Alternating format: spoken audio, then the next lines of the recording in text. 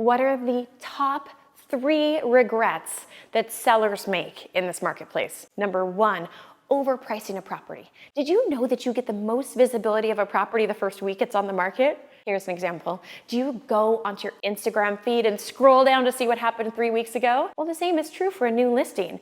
No one wants to see kind of that old news, if you will. And if you price too high, miss the mark, and then try and catch it, people just aren't paying attention like they do when it's brand new to the market. Number 2, not understanding the subtleties of seasonality. What do I mean by that?